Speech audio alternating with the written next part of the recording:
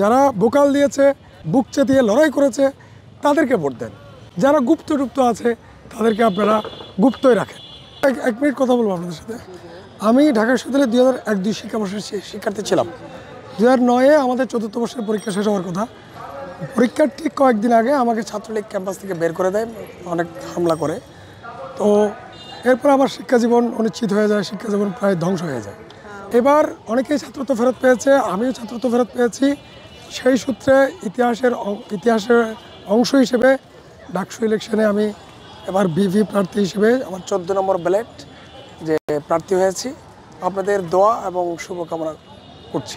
আর শিক্ষার্থীরা আসলে তারা নিজেরাই এই বিষয়টা নিয়ে খুব দুঃখ প্রকাশ করছেন। কারণ হচ্ছে যে এই ঘটনা তো তাদের ক্ষেত্রে হতে পারতো। এবার 24-এর গণ আন্দোলন যদি ব্যর্থ হতো, আমি অনেকেরই জিজ্ঞেস করেছি, 24-এর গণ আন্দোলন যদি ব্যর্থ হতো, গণঅভ্যুত্থান ব্যর্থ হলে এই শিক্ষার্থীদের কী অবস্থা হতো যারা আন্দোলন করছে? ছাত্রলীগেদেরকে অবশ্যই ক্যাম্পাসে ঢুকতে দিত না, অনেকেরই জেলে যেত, অনেকের কিছু নেতার ফাঁসিও হতো। ঠিক আছে, তো তারা এই জিনিসটা উপলব্ধি করতে পারছে যে আজ থেকে 16 বছর আগে ছাত্রলীগ আমার উপর যে নির্মম নির্যাতন করে, নিপীড়ন করে, ঢাকা বিশ্ববিদ্যালয় ক্যাম্পাস থেকে বের করে দিয়ে আমার শিক্ষা জীবন ধ্বংস করে দিয়েছে। আমার 16টা বছর যে আমার জীবনটা জাহান্নামে পরিণত হয়েছে। একটা শিক্ষার্থীর স্বপ্ন কী থাকে? সে একটা ঢাকা বিশ্ববিদ্যালয়ের সার্টিফিকেট নেবে, ওই সার্টিফিকেটের নেওয়ার পরে কি করবে?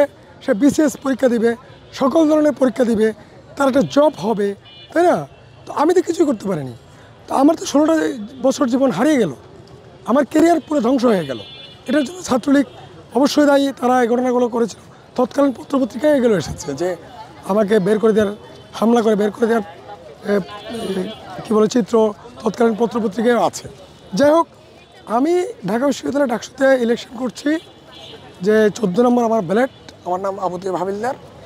তো আমি শিক্ষার্থীদেরকে দু একটা কথা বলবো, বেশি না, যে ঢাকা বিশ্ববিদ্যালয় ক্যাম্পাসে যে সন্ত্রাস নির্ভর যে ছাত্র রাজনীতি, লেজুর ভিত্তির যে ছাত্র রাজনীতি, এটা আপনার এখান থেকে আপনারা বেরিয়ে আসেন। সেক্ষেত্রে আমার যে অভিজ্ঞতা আছে সে অভিজ্ঞতাকে আমি আপনাদের সাথে শেয়ার করতে পারবো, কাজে লাগাতে পারবো। প্যানেলে না যাওয়া, আমাকে একটা প্যানেল ডাকছিল, আমি কিন্তু সেখানে যাইনি। ঠিক আছে, তো আমি তাদেরকে বলেছি, দেখো তোমরা হচ্ছে একদম রেগুলার স্টুডেন্ট, তো রেগুলার স্টুডেন্ট যারা তাদের মধ্যে একটা বন্ডিং থাকে, একটা মিলমিশ থাকে, তাই না? এই জন্য আমি বলেছি তোমরা প্যানেলে ইলেকশন করো। আর যেহেতু বেশিরভাগ প্যানেলগুলো পলিটিক্যাল, হ্যাঁ, আমি কোনো পলিটিক্যাল দল করি না, সেহেতু আমি স্বতন্ত্রভাবে ইলেকশন করছি। আমাকে কেন ভোট দেবে? ঢাকা বিশ্ববিদ্যালয়ের শিক্ষার্থীরা কাকে ভোট দেবে, কাকে ভোট দেবে না, তারা নির্ধারণ করবে। এটা হচ্ছে তাদের স্বাধীনতা। সেই স্বাধীনতায় তো আমি হস্তক্ষেপ করতে পারি না। আমার ভোটের অধিকার আছে, আমার ছাত্রত্ব আছে, সেই হিসেবে আমি ডাকসুর প্রার্থী হয়েছি। ঢাকা বিশ্ববিদ্যালয়ের শিক্ষার্থীদেরকে শুধু আমি একটা আহ্বান জানাবো, যে যারা 24-এর ছাত্র গণ আন্দোলনের নেতৃত্ব দিয়েছে, একদম পরিচিত মুখ, যারা ভোকাল দিয়েছে, নিজের বুক চেতিয়ে লড়াই করেছে, তাদেরকে ভোট দেন। যারা গুপ্ত আছে তাদেরকে আপনারা গুপ্তই রাখেন। ঠিক আছে, একদম যারা প্রকাশ্যে লড়াই করেছে, এই গণঅভ্যুত্থানের নেতৃত্ব দিয়েছে, সেটা এই রনি হোক, ওমামা হোক, কাদের হোক, আবেদ হোক, ঠিক আছে, যারা একদম পরিচিত মুখ, যারা রিস্ক নিয়েছে জনগণের জন্য, তাদেরকে ভোট দেবেন। আর যারা এতদিন ছাত্রলীগ করেছে, 16 বছর ছাত্রলীগ করেছে, শিক্ষার্থীদের ছাত্রলীগের ব্যানারে নির্যাতন করেছে, এখন অন্য সংগঠনের নাম দিচ্ছে, তারা ছাত্রলীগের নামের বাইরে এসে অন্য সংগঠনের নাম দিয়ে এখন তারা কাজ করছে, ভোট চাচ্ছে, তাদেরকে বর্জন করুন। কারণ গুপ্ত ঘাতক খুব কিন্তু ডেঞ্জারাস। হ্যাঁ, এটা হচ্ছে মুনাফিকি চরিত্র।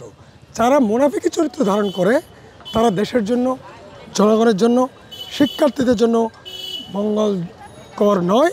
তারা শিক্ষার্থীদের জন্য ভালো কিছু করতে পারে না বলে আমি মনে করি, বিশ্বাস করি। আমাদের ক্লাস শুরু হয়নি, যে আমরা তো ভর্তি হয়েছি মাত্র 1 মাস হলো, আমাদের ভর্তি কার্যক্রম শেষ হয়ে যায় 1 মাস হলো। এখন ডাকসু ইলেকশনের পরে আমাদের ক্লাস শিডিউল দিবে, পরীক্ষার শিডিউল দিবে, তখন আমরা ক্লাস পরীক্ষা দেব। আমি আমার ডিপার্টমেন্টের শিক্ষার্থীরা তারা সচেতন, তারা আমাকে হেল্প করছে। না, আমি 4র্থ বর্ষে। চতুর্থ বর্ষের পরীক্ষার আগে আমাকে অ্যাটাক করে বের করে দিয়েছে।